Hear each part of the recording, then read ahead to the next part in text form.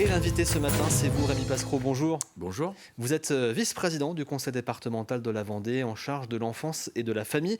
On va parler ensemble ce matin de l'aide sociale à l'enfance, un sujet qui est assez complexe finalement, était important pour le département puisque vous y consacrez quasiment 100 millions d'euros dans le budget 2025. Concrètement, quand on parle de l'aide sociale à l'enfance, qu'est-ce qu'il y a derrière ? Alors derrière, il y a évidemment des enfants, puisque c'est une compétence obligatoire qu'a le département, c'est la protection de l'enfance. Et donc dans cette protection de l'enfance, nous avons la PMI, on a la CRIP, l'aide sociale à l'enfance, et puis l'ensemble des lieux d'accueil et des lieux de vie. Alors vous prenez donc en charge les enfants qui sont placés. Si je ne dis pas de bêtises en termes de chiffres, c'est plus de 1700 enfants qui sont Oui, pris en charge. on est à près de 1900 aujourd'hui. C'est une croissance relativement importante parce que c'est près de 200 enfants supplémentaires tous les ans. Comment vous expliquez justement ces chiffres? Alors s'il y a une explication, pas forcément, mais en tout cas cette augmentation qui malgré tout est régulière sur le territoire. C'est pas une augmentation dont on peut se réjouir, parce que quand les enfants sont placés, c'est qu'il y a une mesure de protection, parfois et souvent une mesure d'urgence, ce qu'on appelle une OPP, une ordonnance de placement provisoire, où là, les enfants nous sont placés. Pour vous donner un chiffre, 117 enfants de moins d'un an ont été placés. Et donc des enfants qui sont retirés de leur famille et qui sont confiés au département pour les protéger. Ces placements, ces retraits des enfants à leur famille, ils sont dus à quoi? C'est un problème de violence au sein des familles, un problème aussi parfois de ressources économiques? Alors, pas forcément les ressources économiques. Je pense qu'il faut tordre le cou à ces vieux démons où on dit attention, je suis pauvre, on va me retirer mes enfants. C'est pas du tout le cas.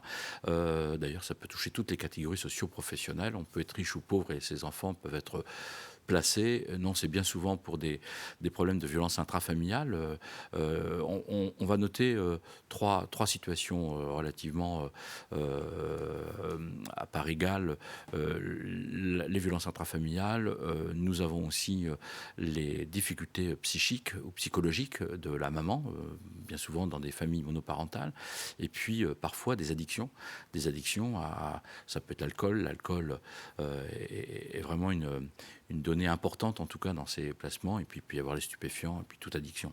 Alors, au vu de ces chiffres, le département va ouvrir aussi de nouvelles places pour accueillir justement ces enfants. Un nouveau lieu va ouvrir du côté de Fontenay-le-Comte. Et deux autres projets aussi ont été lancés, je crois, du côté de Sèvremont et aussi de la Genétouse. La Genitouze, tout à fait. Alors avec des projets différents, parce que autant la Genitouze et puis Sèvremont, c'est deux projets identiques. C'est un village d'enfants ces deux villages ont pour objectif de ne pas séparer les fratries. Puisque vous voyez, quand les enfants sont placés, quand vous retirez trois, ou on a eu, pas vendredi dernier, mais relativement récemment, un placement de 6 enfants d'une même famille, une famille qui comptait 8 enfants.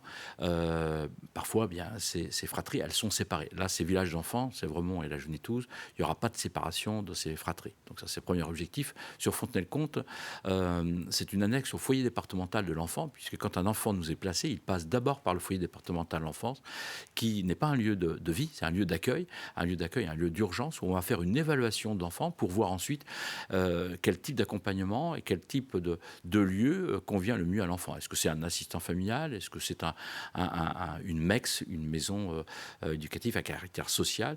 Et à Fontenay-le-Comte, on aura une annexe du foyer départemental de l'enfance et puis deux MEX. Concrètement, quel est l'avenir pour ces enfants qui sont placés parce qu'ils sont sous votre responsabilité jusqu'à leur majorité, mais ensuite, eh bien, ils doivent, entre guillemets, se débrouiller par eux-mêmes? Oui, vous avez raison de souligner ce point-là, parce que c'est un point qui parfois nous fait un peu mal, parce que imaginez quand vous êtes parent, au 18e anniversaire de votre enfant, le lendemain matin, l'enfant, il doit quitter votre domicile et être autonome. C'est le cas en tout cas pour les enfants qui sont à l'aide sociale à l'enfance, sauf pour ceux qui ont un contrat jeune majeur, mais ça reste une minorité. Alors je veux dire que ces enfants, l'objectif des mesures qui sont prises les concernant, c'est de les accompagner pour qu'ils réussissent dans la vie. Donc on va les accompagner par des missions éducatives, qui peuvent être d'ailleurs à domicile, parce que l'objectif de l'aide sociale à l'enfance, c'est de faire en sorte que ces enfants puissent retourner dans leur famille. Certains ne pourront pas retourner dans leur famille. Je ne parle pas des pupilles de la nation qui, il peut y avoir une mesure d'abandon des parents ou des parents qui sont décédés, où là il y a une mesure où là les enfants sont pupilles de la nation, où là le tuteur c'est monsieur le préfet et puis le financeur c'est le département dans le cadre de la mesure de protection. Mais normalement les enfants ont pour objectif, en tout cas nous concernant, de retourner dans leur famille. Alors, nous avons évoqué les différents lieux d'accueil possibles, gérés par le département. Il y a aussi l'accueil chez des accueillants familiaux, si je ne dis pas Oui, de les bêtises. assistants familiaux. Les assistants familiaux, donc on a un peu plus de 400 assistants familiaux. À peu près 50% des enfants sont accueillis aujourd'hui chez des assistants familiaux. Et ça, c'est plutôt une bonne chose parce que l'assistant familial, on reconstitue en fait l'environnement familial. Un papa, une maman, en tout cas une vie qui est différente d'un lieu d'accueil où vous pouvez vous retrouver à 30, 40 enfants dans un même lieu où vous avez des éducateurs, etc. Donc c'est complètement différent. Là, on fait appel toujours aux candidatures pour être assistants familiaux. Alors justement, si on a des gens qui nous regardent, qui voudraient pourquoi pas devenir assistants familiaux, comment faire? Est-ce qu'on prend contact avec le conseil départemental, avec vos services directement? Avec le conseil départemental, à l'aide sociale à l'enfance. Et donc là, il y a une rencontre avec une évaluation et puis il y a un agrément à obtenir pour pouvoir accueillir ces enfants. Mais en tout cas, c'est un très très beau métier. Je suis très fier du travail qu'ils font puisque c'est un travail quotidien. C'est 7 jours sur 7, 24 heures sur 24. Hein. C'est comme ses propres enfants qu'on va accueillir.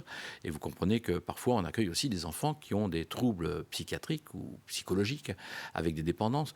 Un abandon de ses parents, c'est toujours une rupture et psychologiquement quelque chose qui marque l'enfant. Il ne faut pas perdre de vue que ça reste un abandon pour certains enfants. Alors Rémi Pascron, un mot aussi rapidement sur la PMI, la protection maternelle infantile, qui fait aussi un énorme travail sur le territoire, à la fois avec des visites, je crois, dans les écoles, mais aussi des consultations dans les maisons départementales de la solidarité et de la famille qui maillent le territoire. Oui, dans ce qu'on appelle, nous, dans notre jargon, les MDSF, 28 maisons départementales de solidarité des familles sur l'ensemble du territoire. Donc, on a toute une MDSF à proximité. Et la PMI, donc plusieurs fonctions à la PMI. Donc, et nous recrutons à nouveau des sages-femmes pour pouvoir accompagner les jeunes mamans, ou les mamans en tout cas, ou les futures mamans en tout cas, qui sont suivies et accompagnées. Et puis ensuite, nous avons l'ensemble du personnel médical sous l'autorité du docteur Verdon, qui est notre chef de service de la PMI, où les enfants à l'âge de 4 ans ont une évaluation cognitive, on va évaluer la motricité, etc., pour que nos populations, en tout cas, puissent être suivies et anticipées pour permettre, en tout cas, l'accompagnement médical si c'est jugé nécessaire.